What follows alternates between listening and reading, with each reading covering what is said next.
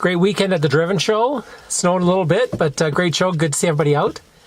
And today, I want to talk about not boosting your car. So you got a new car, you got a warranty, you don't want to boost it yet. It's going to happen eventually, but in the meantime, you want to make your car feel more aggressive. Maybe not necessarily actually give it more power, but make it drive like you've got a booster. So y'all know what this is? Sprint booster. So this is actually a 3-stage sprint booster. I think this was the second version that came out for the FRS. And I broke one. And so I thought, it'd be interesting just to show you guys how simple it is to plug this in. It's in a really crazy, awkward spot right above your throttle. But let's see if we can make a video out of this and see the difference in my accelerator. So what it does basically is chipping your electronic accelerator to sprint booster. So what it does, so basically it creates 3 different accelerator tunes. Like I said, this isn't touching your ECU, just your accelerator. And so the sprint booster has a stock setting. So you're going in to get your oil change or do whatever, you can actually put it back to normal. So it just drives like normal. There's a medium and then an aggressive setting for your throttle. The aggressive setting, I don't know what the actual number is, but we can probably play around with it. The thing I love about it is gives you more gas when you touch the throttle, keeps you out of that flat zone if you're in an FRS or a GT86 between 3,000 and 4,000 because it's so easy, it's so aggressive, gets your revs up to 5,000 like almost instantly. So let's check this out. And like I said, it's a tight spot. So let's see if we can just even see what it looks like under there and go give you a quick like how to do your sprint booster for dummies. All right, let's get in here. This is a tight squeeze in the 86. So basically where I'm going is right under here. If you can see this, I'm gonna throw a little bit of light up here. Right here at the top of your accelerator, this cable, that's where your connection is. We're gonna detach that and put the sprint booster in between that using the original cable. So like I said, detach. I hold my light and the camera at the same time.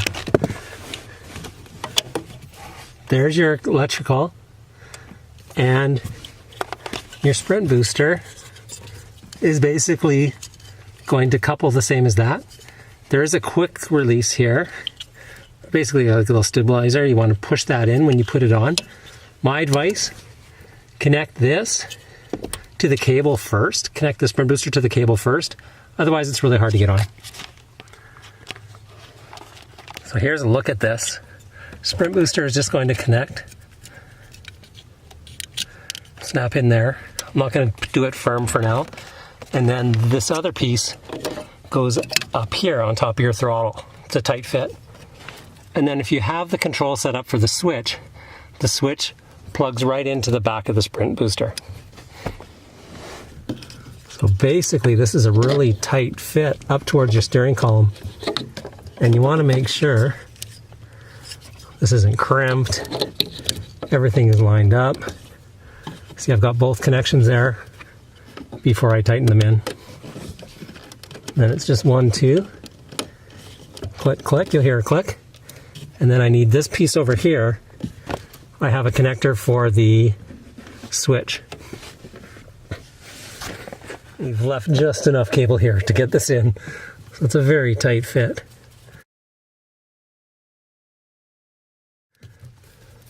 Around the steering column, you kind of have to work your hand in there. And then this just clicks in. And that should be good to go. All right, that was a pretty tight fit. Sprint booster, connected to the throttle, connected back to the throttle cable, and then the additional wire that comes off is for the switch, and I'll show you that. So this is where I have my switch, and like I said, that extra cable, we just ran it underneath. Use a swift attach just to attach it underneath the steering column. So there's no extra wires hanging down. Very clean setup. And the test, of course,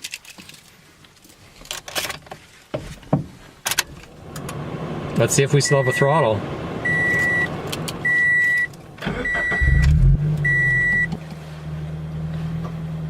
All right, engine is on. RPM is a little bit higher than normal, it's just started. And the green, don't mind my daughter, the DJ. So the green signal is the medium setting, and you only change this when the engine is stopped, as far as I understand. So now you can see I'm still in the medium setting. Idle is back to normal. My car idles between 600 and 700 now that I've had my valve job done. Everything looks good. So then I'll turn it off and I'll show you the modes.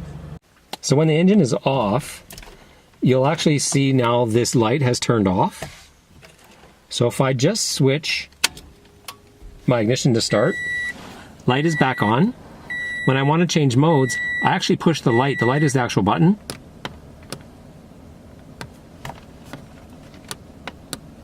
And it's not working. So first glitch of the day.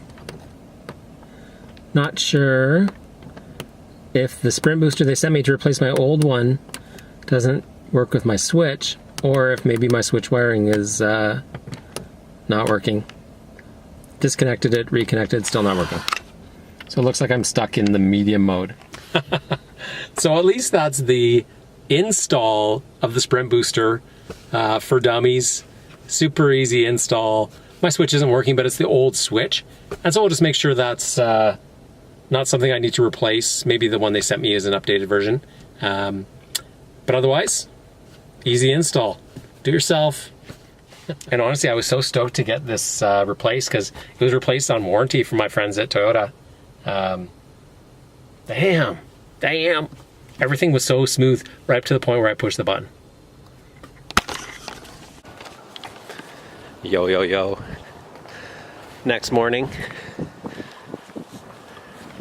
Very possibly gonna rain today. And I'm going to see if my sprint booster button is working now. Because I let it sit and actually the green light shut off. So let's go check it out. The dirty beast.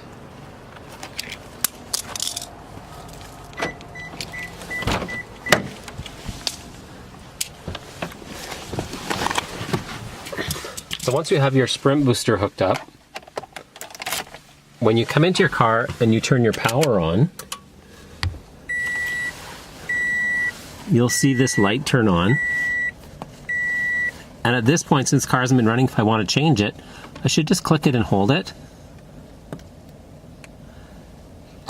You in a bar in San Francisco. Still not working. Curse you, do it yourself.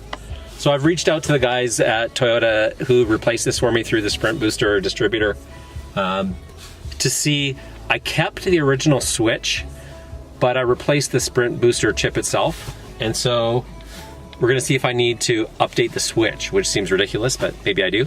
But in the meantime, it is actually in the green mode, so let's check it out on the highway.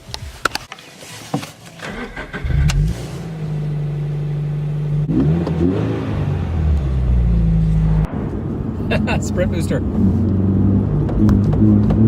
My throttle is so aggressive right now. And I don't even have any settings. I love it.